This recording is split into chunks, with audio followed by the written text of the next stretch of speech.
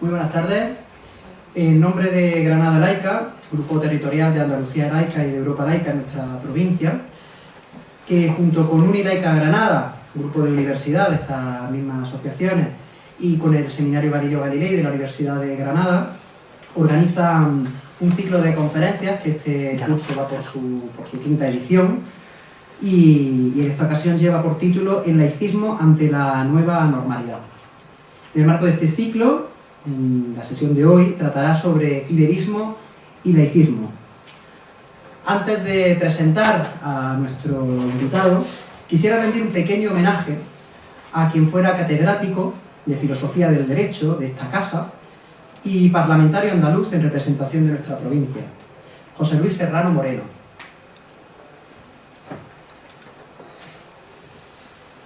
Muchas de las personas hoy presentes les recordaréis. José Luis fue militante en el movimiento republicano, era andalucista, iberista y europeísta convencido. Fue la primera persona que me habló de iberismo y a título de homenaje voy a leer un extracto de un artículo que escribió en una ocasión. Decía: desde el abate Marchena, el iberismo es inseparable del federalismo y el federalismo no le gusta nada al nacionalcatolicismo.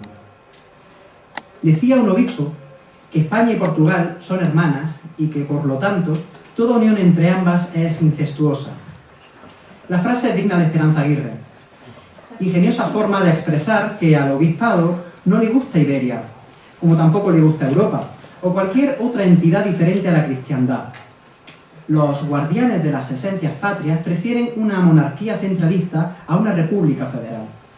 Como mucho, en caso de extrema necesidad, un jacobinismo retórico y patriótico, versión Rosa Díez, pero sin Portugal. Con himno, idioma, bandera, selección deportiva y capital indiscutible en Barajas. Antes roja que rota, decía Dato. Lo curioso de todo esto es que la federación no rompe, sino que une, mientras que el centralismo fiscal, mediático, cultural y lingüístico genera de forma automática el anticuerpo del separatismo. Lo curioso de todo esto es que, una vez más, los que defienden la centralidad fomentan la ruptura, mientras que los que defienden el federalismo caminan hacia la unidad. En plena Revolución Francesa, el sevillano José de Marchena, más conocido, lo cual es injusto para alguien tan anticlerical, por Abate Marchena, publicó una soflama en la que preconizaba la creación de una república federal ibérica. Había nacido el iberismo. Durante los siglos XIX y XX, esta curiosa forma de nacionalismo pannacionalista fue un ingrediente inseparable, más o menos presente, según los tiempos, del republicanismo, del liberalismo y del libertarismo en los dos estados. Después de la Revolución de 1868, exiliada y execrada con justicia la reina Isabel II, y convencidos de que nunca más nos gobernaría un Borbón, los liberales españoles acariciaron la idea de entronizar a la dinastía Braganza de Portugal. Prim lo intentó, pero la cúpula militar se opuso y la unificación quedó frustrada. Tras la frustrada unificación de 1868, el iberismo se aletarga hasta la caída de la monarquía portuguesa. Al igual que la Revolución de los Claveles de 1974, la Revolución Portuguesa de 1910 provocó entusiastas manifestaciones republicanas en España y, de paso, la aparición de varios escritos sobre el iberismo. En 1927, el iberismo recibe el afluente anarquista. Ese año se fundó en Valencia la Federación Anarquista Ibérica, en cuya dirección se contó siempre con los portugueses, antes de la Guerra Civil y después, en el exilio. Victoria Kent publicó en Nueva York durante muchos años el boletín Iberia por la Libertad. Los nacionalismos periféricos también captaron enseguida la fuerza del iberismo para contrarrestar la cada vez más nítida centralidad de Madrid. El poeta Joan Maragall, que en su Himne Ibérico preconizaba la integración de Portugal en España, propuso a Unamuno la creación de la revista Ibérica, que iría escrita en castellano, catalán, galaico-portugués y vasco. en un momento o en otro, de una forma o de otra, se suman al iberismo Cambó, Pi Marrocal, Sabino Arana y Blas Infante. En los años 30, el mismo Blas Infante, en su escudo de la Casa de Coria del Río, manda hacer la siguiente inscripción: sean por Andalucía libre, Iberia y la humanidad. ¿Qué ha pasado en apenas 15 años para que el nombre de España haya de ser cambiado por el de Iberia? A las alturas de 1918, cuando se redacta la letra del himno de Andalucía, España significa todavía una unidad geográfica peninsular que contiene una pluralidad nacional, que desde luego incluye a Portugal. Después de Primo de Rivera, España significa, en cambio, un Estado excluyente, con capital indiscutible en Madrid y hegemonía de un ejército que ya no es liberal como el del siglo XIX, sino africanista de formación y nacional católico de ideología. Hace pocos años, un político catalán contaba en televisión cómo su partido, Unión Democrática de Cataluña, era un partido histórico que, sin embargo, sabía adaptarse a los nuevos tiempos. Como ejemplo de buena adaptación, vino a decir que en la última reforma de los estatutos habían quitado eso del iberismo, que nadie sabe bien lo que es. Si un nacionalista catalán dice esto, no hay mejor prueba de que el iberismo ha muerto. Es por eso, por lo que después de reconocer que el iberismo ha muerto, lo primero que hay que subrayar es que necesitamos el iberismo. Como dice Saramago, ¿el iberismo está muerto? Sí. ¿Podremos vivir sin un iberismo? No lo creo. Les pido un momento de silencio en memoria del profesor Serrano.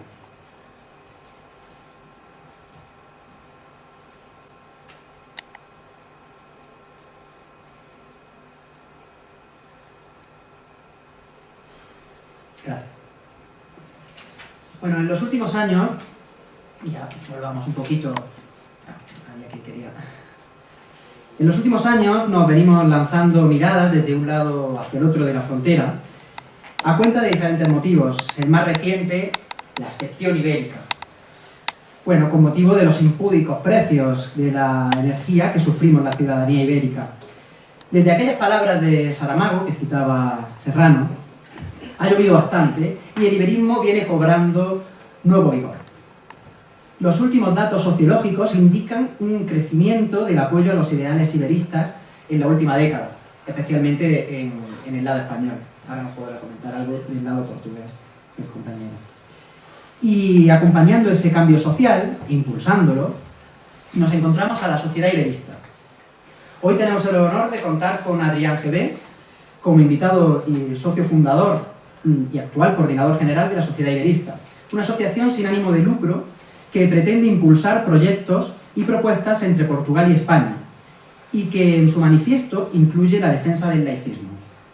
Desde 2016 lleva impulsando el crecimiento del movimiento iberista, tratando de resignificarlo, buscando alternativas tanto a nivel peninsular entre España y Portugal como en el ámbito europeo. Así, Adrián colabora habitualmente con el programa La Buena Tarde, de la radio del Principado de Asturias, donde se busca dar a conocer Portugal en España. En mi caso, lo conocí cuando fue entrevistado por Fernando Beltrín en La Cafetera, de Radio Cable. Nuestro invitado defiende un iberismo laicista como justo y necesario para la promoción de un eje ibérico, una alianza estratégica entre ambos estados, impulsada desde la sociedad civil. Desde 2009 es funcionario del Estado, habiendo cursado estudios de Derecho. La conferencia que va a dictar nuestro invitado se titula Iberismo y laicismo, claves de un futuro armonizado. Adrián, tienes la palabra. Buenas tardes. En primer lugar, muchas gracias por venir.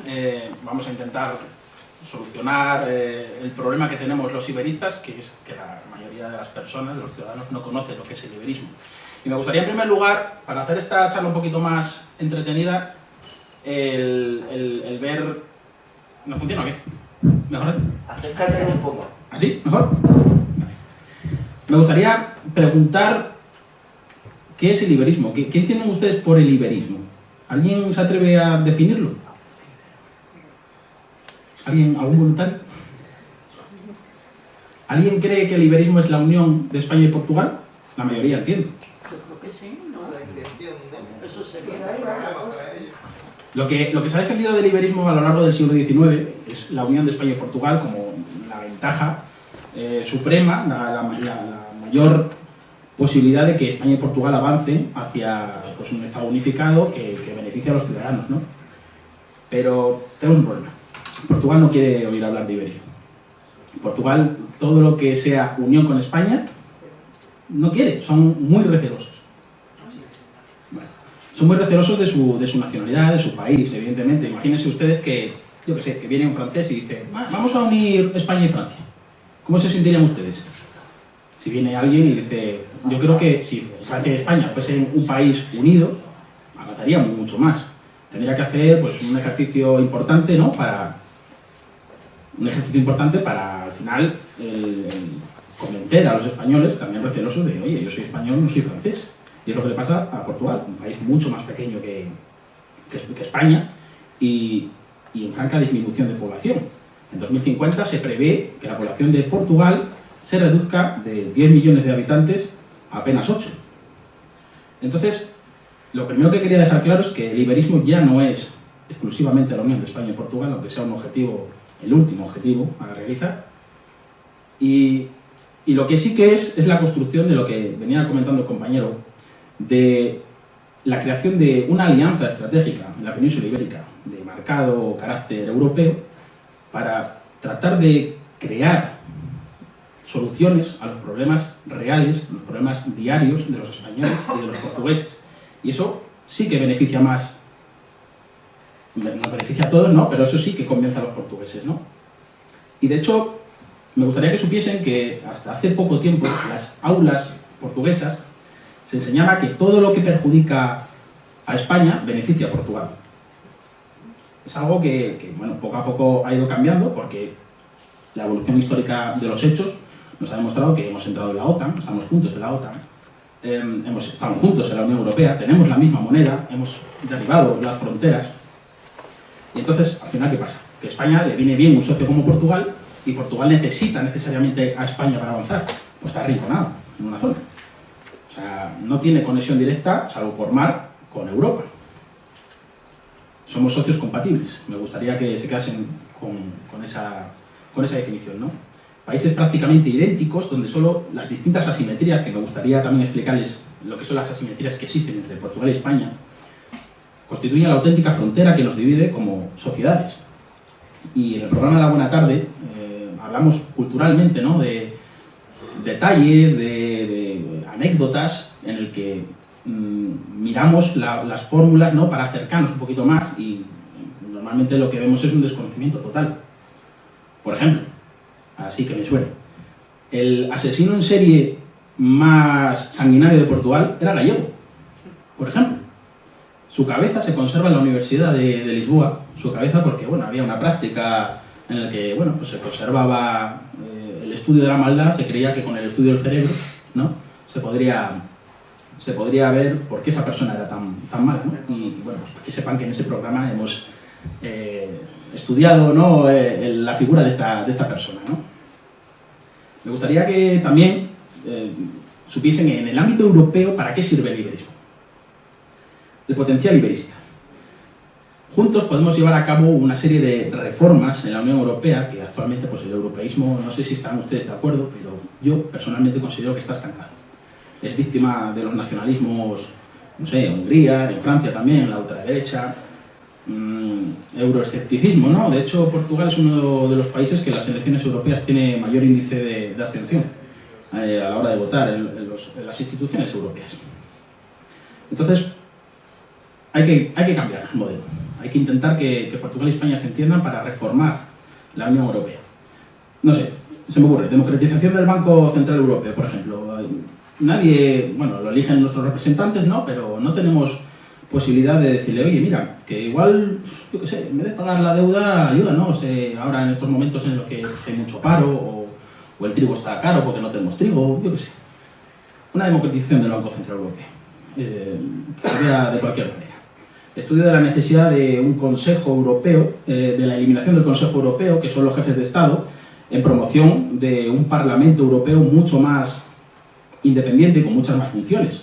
Nosotros, por ejemplo, si España y Portugal trabajasen juntos en una alianza estratégica, quizás, no sé si es posible, evidentemente, porque eso ya entra dentro del reglamento interno de la Unión Europea, pero seríamos el segundo país de la Unión Europea con más parlamentarios europeos, si fuésemos juntos, de la mano, sin ser un solo país, por detrás de Alemania. Entonces, eso de cara a, por ejemplo, no sé, hay un pescado, disculpen que no me acuerdo del nombre, pero estuvo prohibido su pesca por la reducción del número de ejemplares pues durante 2 años. Se pescaba en Portugal y participa España. La falta de coordinación entre España y Portugal, aunque parezca que es muy buena, permitió o perjudicó que ese pescado estuviese 6 años sin poder pescarse. Entonces, de un periodo de 2 años se aumentó considerablemente a 6, me parece. Entonces, si no estamos unidos en esto, salimos perjudicados en cosas básicas como, por ejemplo, pues, una recolecta o cualquier otra cosa. Como, por ejemplo, podría ser ahora mismo pues, la luz, ¿no? Se ha visto pues, la excepción ibérica de la luz, ¿no? Que un acuerdo de un mercado único con la luz pues, bueno, permite crear una isla energética que veremos cómo evoluciona, pero que creo que puede ser positivo. Otro de los casos, por ejemplo, Alemania. Vemos que Alemania es uno de los países más importantes de la Unión Europea junto con Francia. Estamos ustedes viendo diariamente en estas últimas noticias, estas últimas horas, que hay un problema con el gas. Alemania no quiere cerrar los gasoductos principales que le conectan con Rusia. Es lógico. Alemania mira por sus propios intereses y por los intereses de los ciudadanos. Pero claro, estamos viendo que Rusia pues, podría estar cometiendo delitos de lesa humanidad. Entonces, quizá una unión de España y Portugal, un bloque como existe, yo que sé, en el Consejo Nórdico, ¿no? Finlandia, Suecia, pues existe y hacen presión. O el Visegrado, ¿no? Que está Polonia, está Hungría, me parece, realizan presión, ¿no? Imagínense ustedes un eje ibérico en Portugal y España que diga, no, mira, vamos a intentar negociar con Argelia, vamos a intentar hacer crecer pues el número de barcos o el gasoducto que conecta sin pasar por Marruecos y tal, y que Alemania no necesite de Rusia para bueno, suministrar gas a sus ciudadanos. Una solución, ¿no? Y el potencial iberista lo puede permitir. Otro de los casos es Francia. Ustedes han visto como el presidente francés, Macron, ha acudido a Rusia y se ha reunido con Putin. Ha hecho la guerra por su cuenta. Claro, por un lado Francia, por otro Alemania, por otro la Comisión Europea, y al final es que entre todos no hacemos uno. Claro, no vamos juntos a una, como los mosqueteros. O sea, es decir, vamos a ponernos de acuerdo que sea la Comisión Europea la interlocutora y al final pues podemos hacer algo con Rusia, ¿no? El problema de Rusia. Y al final vemos como, pues bueno, como Francia pues se reúne con Putin y hace el ridículo, ¿no? Porque al final no ha conseguido nada, no es práctico. Pues bueno, insisto otra vez, un eje ibérico puede ayudar a crear una Europa más cohesionada. En el ámbito peninsular, sería la segunda parte de esta introducción, y es que, si ustedes se acuerdan, en 2005 se votó la Constitución Europea, y Francia y Bélgica votaron en contra de esa Constitución Europea. Francia y Bélgica no quieren unos Estados Unidos de Europa. ¿Qué pasa entonces? No se puede avanzar más. ¿Qué podemos hacer en el ámbito peninsular? Podemos crear lo que yo considero, y muchos iberistas consideran, un laboratorio. Un laboratorio. Vamos a experimentar aquí políticas de cohesión para sacar, no sé, por ejemplo, yo decía que las agencias ibéricas, hace unos meses sacamos una propuesta para crear una agencia ibérica de protección civil o de riesgos sanitarios, como ustedes saben, todavía está presente el COVID, ¿no? Pues quizá una gestión coordinada, ¿no? Hemos visto cómo se han cerrado las fronteras de España y Portugal y no se ha preguntado a los ciudadanos. No hay una agencia de coordinación. Portugal iba a su rollo, España va al otro, ¿pero por qué? Porque al final son dos países independientes. Pero si hubiese una agencia ibérica de coordinación en la que se pusiesen de acuerdo ambos países, en la que no se perjudicase sobre todo a los ciudadanos que viven pues, en las proximidades de la frontera, que es lo que ha pasado, ¿no? Que se ha visto que Han cerrado toda la frontera, han dejado unos puntos de acceso abiertos. Y claro, una persona que vivía en Valencia de Don Juan igual tenía el acceso un poquito más abajo, o igual lo tenía a 150 kilómetros y tenía que ir a trabajar al otro lado. Entonces, vamos a ponernos de acuerdo, ¿no? Es lo que pedimos desde la sociedad iberista, ¿no? O sea, la sociedad iberista ya no quiere resucitar a Garibaldi, no quiere resucitar a Otto von Bismarck. Nosotros lo que queremos es un iberismo práctico, algo que le beneficie a todos ustedes y a los ciudadanos portugueses. ¿Qué problemas tenemos? Despoblación, dependencia energética, problemas para llegar a fin de mes y órganos duplicados, por eso lo de las agencias ibéricas. Gestión conjunta, por ejemplo, de agencia ibérica. Hemos hablado de protección civil, pero ¿y las cuencas hidrográficas? Tenemos mismos ríos. El Tajo pasa por España y por Portugal. El Duero igual, el Guadiana. Entonces, ¿para qué sirve tener dos organismos distintos? Para que podamos ponernos de acuerdo.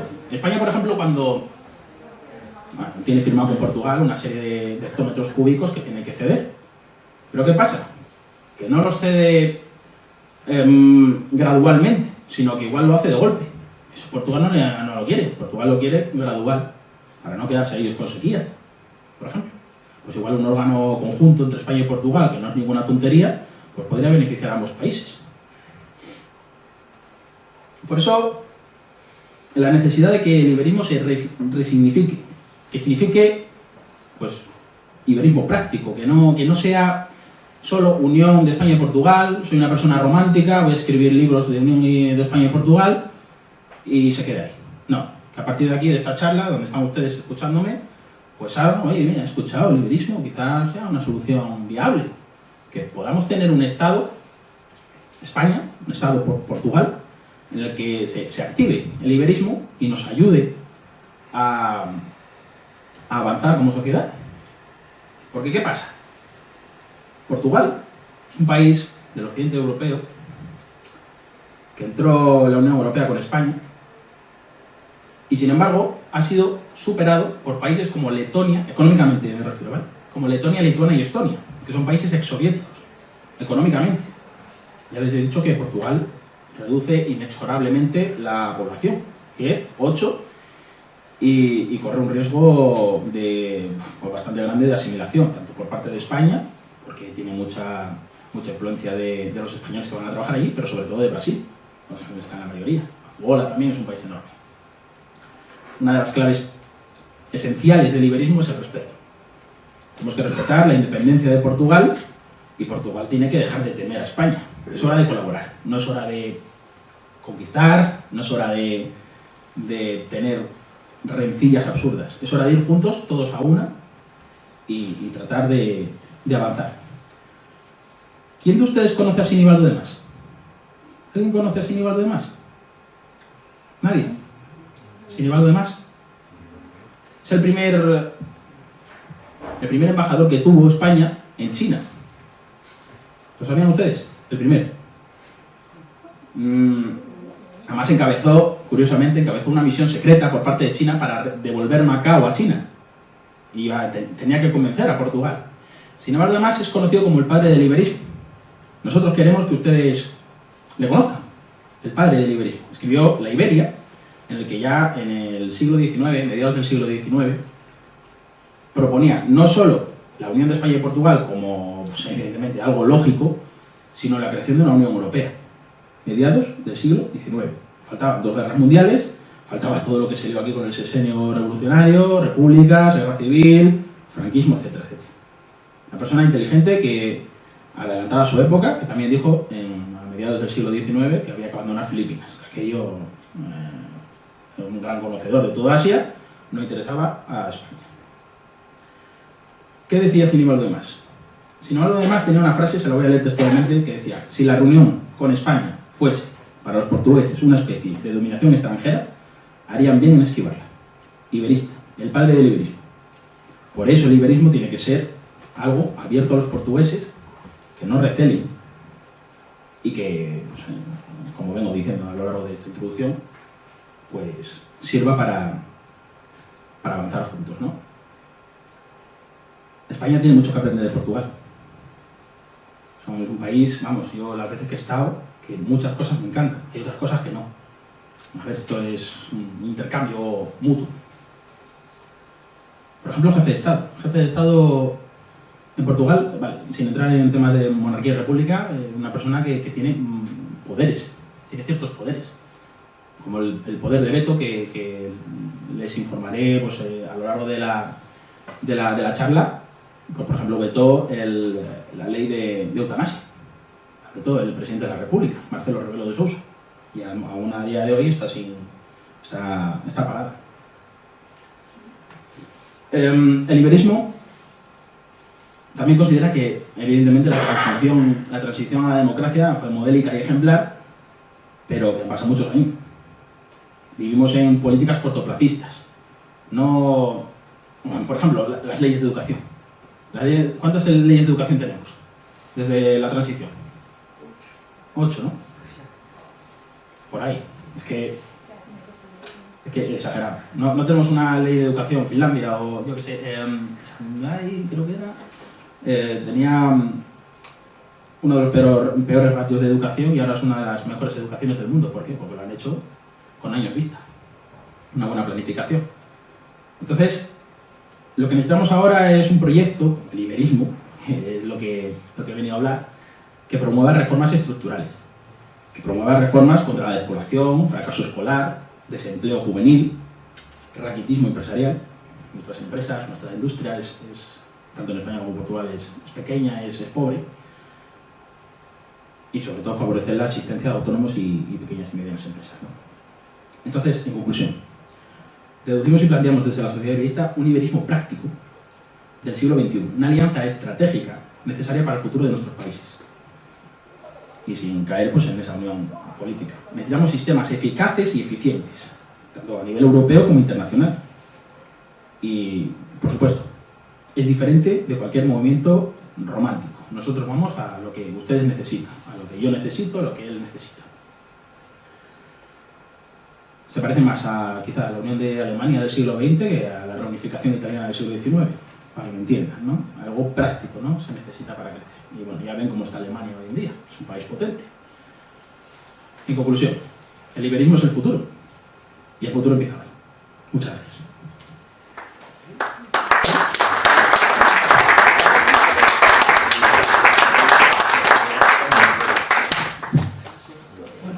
Habíamos preparado una serie de preguntas que... Todas las partes estas, para explicar el ateísmo y tal. Eso, teníamos una serie de preguntas respecto al vínculo, digamos, y al tema de cómo está hoy, en términos de laicidad, el Estado portugués, cómo está Portugal a nivel de laicismo. Entonces, pues bueno, la presencia de la Iglesia en particular, porque hasta donde sabemos, pues, la historia que conocemos de Portugal tiene total asimetría con España, la Iglesia católica, evidentemente, la que tiene total presencia, y bueno, tenemos una serie de preguntas que si nos puedes ir haciendo una exposición, seguramente nos da pie a un coloquio, podemos ir abriendo palabras. Vale, pues te cojo el micrófono. Sí, sí. Mira, he dividido la charla, ¿vale?, en varias partes, ¿no? Para que ustedes entiendan cómo es el laicismo en Portugal, porque es un estado laico. Lo primero que les presento es un poco de historia, ¿no? La Iglesia, evidentemente, ha tenido una enorme influencia tanto en España como en Portugal, porque al final venimos de reinos, ¿no?, que han hecho su historia a base de la reconquista contra el invasor musulmán, ¿no? Entonces, claro, la influencia es evidente. En Portugal, la Iglesia y el Estado están separados desde 1910. Se separaron durante la Primera República. Lo que pasa es que aquello fue, vamos, un simbioso. ¿Qué pasó? Que la Primera República quiso eliminar fiestas relacionadas con la religión, salvo los domingos, la relación del ejército pues, con eventos o festividades religiosas.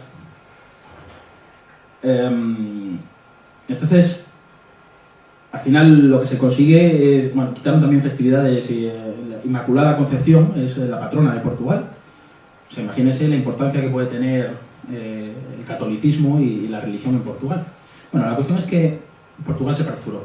Hubo, vamos, aquello fue persecución de obispos, persecución de quema de iglesias también, como pasó aquí con la Segunda República también, que hubo esos casos y tal. Y claro, la Primera República no aguantó. Vino una dictadura muy pequeña, en la que bueno, pues aprendieron de los errores, ¿no? Y se trató de llegar a una especie de acuerdo, ¿no? Que es lo que comentamos que es el laicismo, ¿no? El acuerdo entre todas las religiones y la sociedad. Los republicanos lo que entendían es que al final el catolicismo tiene mucho... Los republicanos entendían que el catolicismo está relacionado con la monarquía, entonces tenía que desaparecer. Bueno, entonces eso. También se eliminaron las cofradías, que no se lo habían comentado. O sea, es que fue aquello realmente bastante peliagudo. ¿Qué pasa? Que en 1917 sucede el evento que todos conocemos de Fátima. Si ustedes han estado en Portugal, ¿no? Desaparece pues, a unos niños, una virgen y tal. Y entonces, claro, cambia el panorama completamente. Y en ese momento, Sidonio Pais, dictador, accede al poder y es cuando intenta relajar un poco los ánimos. ¿Qué pasa? Que lo asesinan. No querían normalidad, no querían neutralidad, no querían tranquilidad. Y eso que tenía una actitud más conciliadora. Vuelven a entrar los republicanos y sí que es verdad que mantienen un poco los ánimos de Sidonio Pais, ¿no? Hasta que llega pues, el Estado Nuevo con Salazar. Salazar lo que firma en 1940 es un concordato con la Iglesia Católica, que para que ustedes me entiendan, es curioso, ¿no? Porque se mantiene cierta laicidad en comparación con España, ¿no? O sea, una persona profundamente católica, como el dictador Salazar, mantiene pues, normas como el divorcio entre parejas católicas. Es curioso, ¿no? Cuando en España era completamente impensable. Se acuñó un término que se llamaba catolaicismo, por esa simbiosis, ¿no? Entre lo católico y el laicismo. Durante el periodo de Salazar hubo convivencia. Hasta que bueno, pues el Estado Nuevo cayó, ¿no? Con la Revolución de los Claveles del próximo 25 de abril, que se conmemora. Y bueno, pues llegó la Constitución de Portugal. La Constitución de Portugal, no sé si ustedes se la han leído alguna vez, pero sí que seguro que saben que la Constitución de España pone que el Estado es aconfesional. España es aconfesional. ¿Cuántos de ustedes me dirían que la Constitución de Portugal pone que el Estado es laico? Aunque no lo sepan, ¿alguien se arriesga a decir, sí, yo me la juego? ¿Se arriesgaría usted, señora? ¿No se arriesga? En la Constitución de Portugal no pone que el Estado es laico. Pone que es un Estado socialista, tal, pero no pone que sea laico.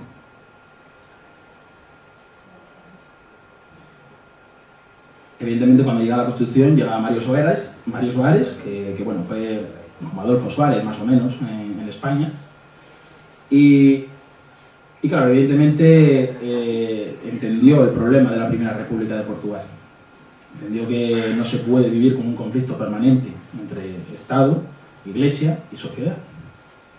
Entonces, un proceso en el que los militares estaban, la sociedad estaba caliente, había problema de que en cierto momento llegase Portugal a ser un Estado comunista. Incluso Estados Unidos le pidió ayuda a Franco para, en caso de que se declarase un Estado comunista, un Estado soviético, invadiese Portugal, que sería, una vez más,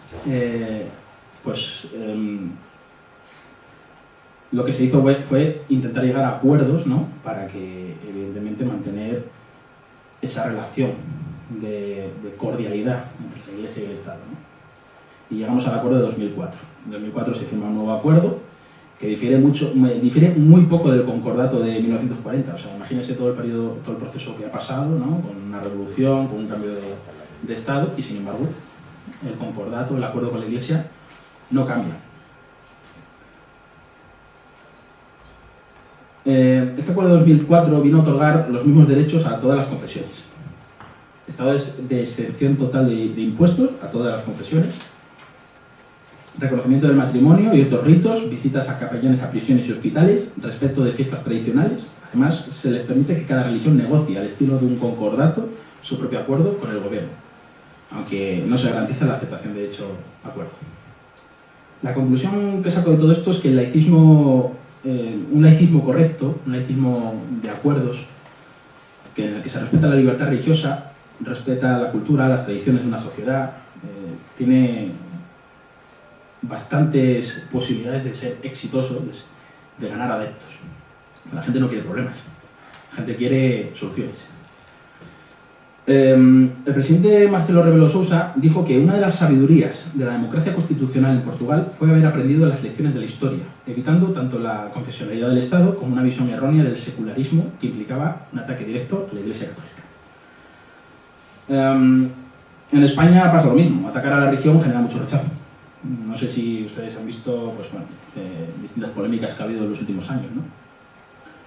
Yo recuerdo, por ejemplo, el hecho de pisos, ¿no? del clero, ¿no? que estaban pagados, me parece, si no recuerdo mal, a costa de los impuestos de los españoles, en vez de dedicarse pues, a lo que es el rito, ¿no? El rito católico, la religión, que sería lo lógico, ¿no? Que el dinero público se destinase, pues, si tiene que destinarse a algo, que se destine a lo público, al culto. Y bueno, en base a eso, ¿no? La conclusión que quiero sacar de esta primera parte es que Portugal avanza de un estado violento, ¿no? De rechazo total hacia la religión, en el que aprende que esa no es ninguna solución, y a lo largo de 1940 y 2004 aprende pues, una solución intermedia, que luego quizá no sea la mejor, ¿no? Pero tiene cosas que a mí sí que me gustan, ¿no? Pero por lo menos evita el conflicto y añade soluciones. Entonces lo primero que quería decir en esta primera parte es eso, ¿no? Que Portugal lo que hace es llegar a distintos acuerdos con la Iglesia Católica y con el resto de religiones, y eso es lo que entiende Portugal por laicismo. ¿Cuántos de ustedes me dirían lo de las inmatriculaciones en España si existen en Portugal? Ustedes saben, bueno, las inmatriculaciones es cuando la Iglesia, ¿no? Coge para sí, ¿no? Adquiere para sí un inmueble, ¿no? Y se ve, me parece que son más de 3.000 inmuebles los que tiene la Iglesia Católica aquí en España. 100.000 incluso. Joder, mira, yo tenía aquí 3.000 monumentos. Se te habrá comido cero porque, o sea, a ver, una pequeña acotación. Porque también una de las preguntas que te lanzamos fue el tema de las inmatriculaciones, ¿no? Y a modo de acotación, el concepto jurídico de inmatriculación, supongo que la mayoría de aquí presentes ya lo conoceréis porque no hace tanto que tuvimos charla al respecto, pero bueno, lo recuerdo. Consiste en registrar por primera vez. O sea, inmatricular es registrar por primera vez un inmueble. Y en el caso de España, el reglamento de la ley hipotecaria de 1946, ¿correcto? De 1946 le confirió a los diocesanos, es decir, a la Iglesia, le confirió la potestad, lo equiparó a la Iglesia como notarios, le dio fe pública. Entonces, un diocesano, un obispo diocesano, han podido, y lo han hecho, acudir al registro de la propiedad y con un simple certificado por sí mismos expedido, decir, esto es mío porque yo lo digo, básicamente. Por si no estaba un inmueble, sea cual fuere, inscrito, pues podían registrarlo. La confusión, bueno, yo creo que es doble, la de los 3.000, porque son 30.000 lo que se viene hablando. Son monumentos, o sea, 3.000 solo monumentos. Ah, bueno, eso puede ser. Puede ser, ¿no? Sí, si son monumentos a lo mejor sí.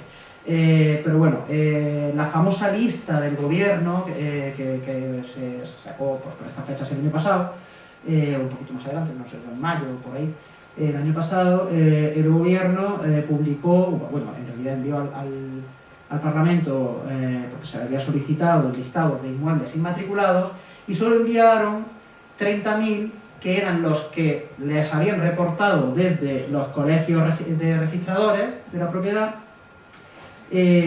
porque solo les habían solicitado desde 1998, ¿correcto? De 1998, ¿correcto? ¿Qué pasa en 1998? Que ese reglamento de Franco lo modifica Aznar porque en el reglamento de Franco no se les permitía, estaba expresamente prohibido que inmatriculasen templos. O sea, la Iglesia podía inmatricular fincas, podía inmatricular cualquier cosa menos templos. y Aznar modificó eso para suprimir esa parte y suprimir esa prohibición, de forma que le abrió el campo a la Iglesia para seguir inmatriculando todo lo demás. Entonces, nada, la Iglesia, el cálculo es que desde el 46 hasta ahora, bueno, hasta ahora no, hasta el 15, que Rajoy le dio cerrojazo al asunto, no porque Rajoy fuese laicista y dijera que esto está muy mal, sino para evitar que se pudiera denunciar por inconstitucional todo esto, porque ya, bueno, ya había decaído al eliminarse este procedimiento. Es decir, hasta 2015 pudo la Iglesia inmatricular, e inmatricularon, se calcula, unos 100.000 o más de 100.000 inmuebles en todo el Estado, pues desde iglesias, catedrales, la Mezquita de Córdoba, hasta solares, garajes, pisos y bueno, todo lo habido y por haber. Y bueno, y ya les decimos, solo 30.000, que en realidad no son 30.000 es lo que llegaron a reportarle, pero tenemos constancia de que ese listado desde el 98 hasta el 15 es incompleto. En realidad tenemos constancia de una gran cantidad de inmuebles que no están dentro de ese listado, y esos son los que se ha podido averiguar desde el movimiento laicista y desde las plataformas por la defensa del patrimonio. En fin, ahora bueno, pues mucho más concreto, evidentemente. Lo que quería decir es que las inmatriculaciones en Portugal no existen. La Iglesia en Portugal no puede tomar para sí inmuebles sin registrar. Entonces, ¿qué pasa en Portugal? En Portugal la razón de que sea así no es otra que consideran que la construcción de monumentos, en este caso, que es lo que yo venía a decir, que más de 3.000 monumentos en España pertenecen a la Iglesia, fueron inmatriculados por la Iglesia. Portugal considera que eso es un esfuerzo nacional de todos los ciudadanos. Todos los templos pertenecen al Estado. Si ustedes van a Batalla, que es donde está enterrada la familia real de la dinastía Avis, Enrique el Navegante, Juan el Príncipe Perfecto, eso pertenece al Estado. Eso no lo gestiona la Iglesia. Entonces, a la hora de iniciar una reforma o lo que sea, lo paga el Estado. Aquí lo que pasa es que pertenece a la Iglesia, la Catedral de Toledo, por ejemplo, y corrígeme si me equivoco, pertenece a la Iglesia y las modificaciones las hace el Estado, o la Diputación, o la Comunidad Autónoma. Entonces, el dinero no sé cómo se distribuye, pero supongo que lo recaudará la Iglesia, ¿no?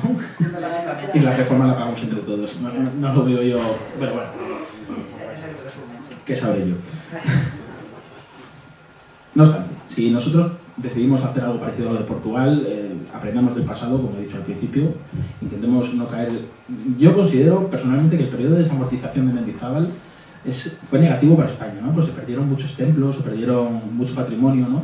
Y traía algún ejemplo, ¿no? Por ejemplo, ¿conocen ustedes el Monasterio de Piedra?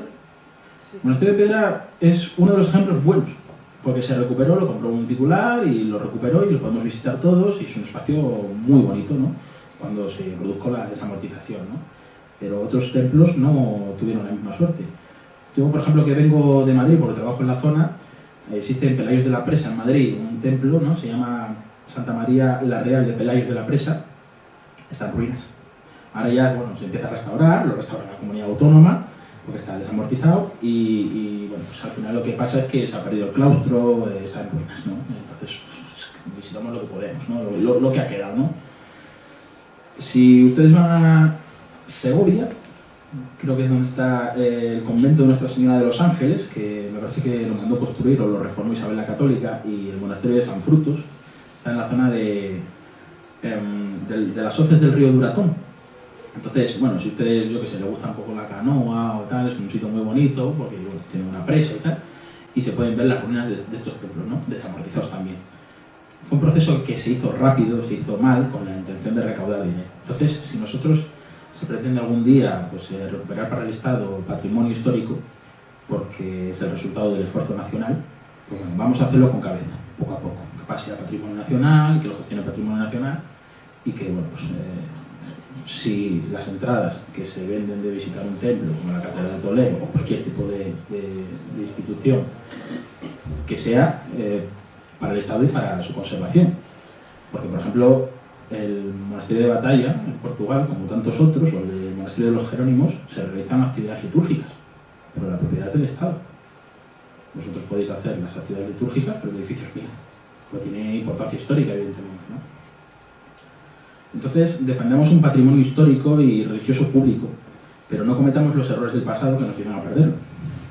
Y si queremos invitar a Portugal y que los bienes pasen a ser gestionados por el Estado, lo que he dicho, que se haga de forma gradual. Y bueno, la siguiente parte, ya quería iniciar una siguiente parte, ¿no? No sé si quieres comentar algo. Sí, porque la siguiente pregunta que te habíamos hecho, aprovecho para hacer una introducción, es respecto al tema de lo de las casillas en la renta. Te preguntábamos cómo está ese tema en Portugal. Y aprovecho para comentar que, claro, aquí ya justo en esta fecha estamos iniciando la campaña de la declaración de la renta.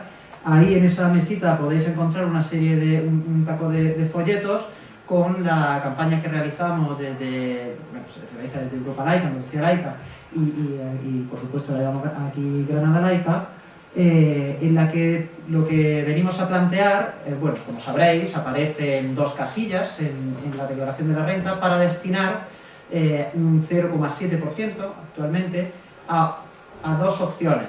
Un 0,7 a la Iglesia Católica, un 0,7 a llamado otros fines sociales, que son independientes, es decir, un 0,7 y otro 0,7, si marcan las dos, es hasta un 1,2%, se desvía directamente a las organizaciones particulares. En el caso de la Iglesia Católica, ese es el dinero que va directamente a la conferencia episcopal para... básicamente para el sostenimiento de la estructura de la Iglesia, es decir, para los sueldos de los curas y el presupuesto de la conferencia episcopal. Entonces, bueno, ¿cuál es la posición que tenemos desde el movimiento laicista? Es que el dinero público tiene que ir para fines públicos, y bueno, esto no voy a profundizar mucho porque cuando he llegado he visto que estabais comentando al respecto. Pero bueno, para quienes no estaban, porque se estaba transmitiendo en streaming, bueno, pues nuestro posicionamiento es eso, el dinero público para lo público y en todo caso, en el marco de los programas de subvenciones y demás, es que se tiene que hacer, en fin, mediante decisiones públicas racionalmente tomadas, pues es que se deben sufragar los gastos destinados a los intereses generales, al bien común. Y no debe ir, por lo tanto, directamente a fines particulares y a organizaciones particulares y privadas y que parezcan con nombre y apellidos en la declaración de la renta. Por tanto, nuestro posicionamiento es que le pedimos a la gente que no marque ninguna de las casillas, es decir, que sin asignación suele aparecer en el programa, y esa es la opción que promovemos, en tanto en cuanto se suprime, que es lo que pedimos, efectivamente, se suprime este sistema de financiación y que cada cual se pague sus convicciones y que sea quienes son adeptos, quienes son creyentes y quienes integran la Iglesia Católica, que sean quienes financien la Iglesia Católica.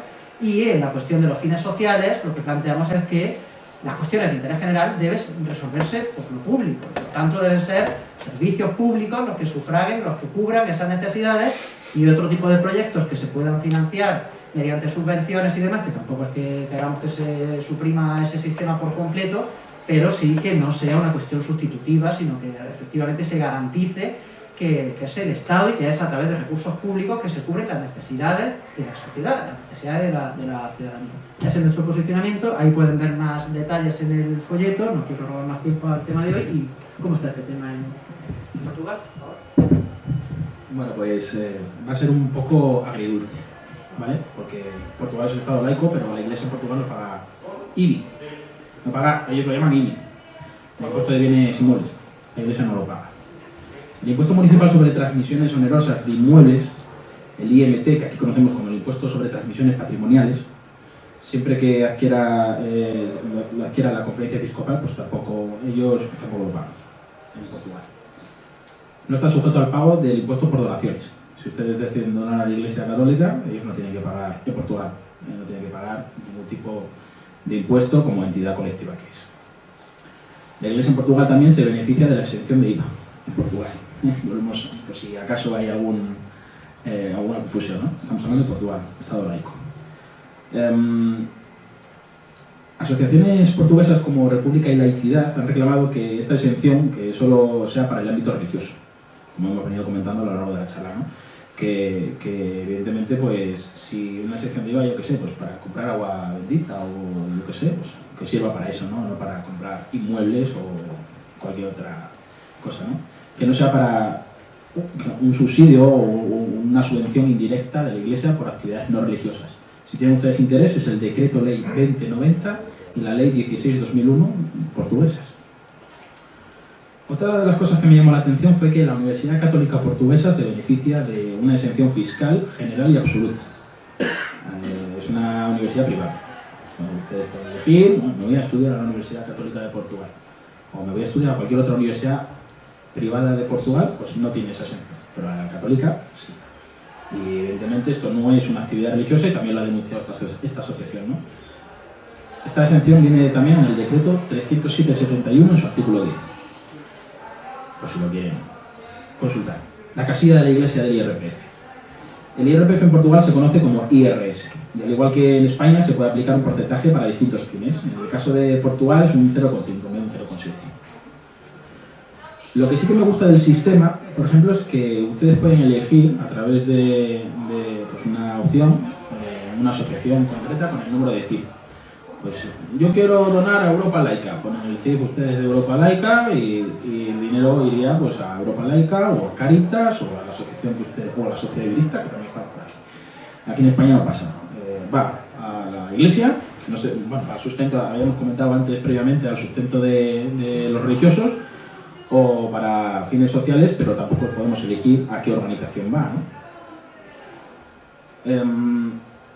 Entonces, en conclusión, son estos los aspectos de Portugal, ¿no?, que tiene con relación a IRPF e impuestos. Es decir, es un Estado laico, pero sin embargo la Iglesia tiene enormes privilegios en Portugal también. Incluso la vemos en tomas de posesión, hemos visto religiosos incluso, tomas de posesión de políticos. Aquí hemos visto que bueno, pues había crucifijos en su momento, se juraba sobre la Biblia y ha ido desapareciendo. Pues en Portugal eso aún se conserva.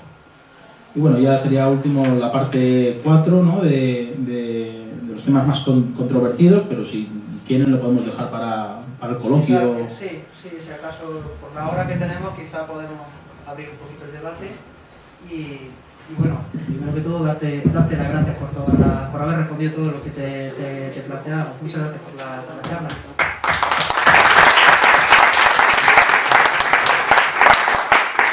Y ahora sí, abrimos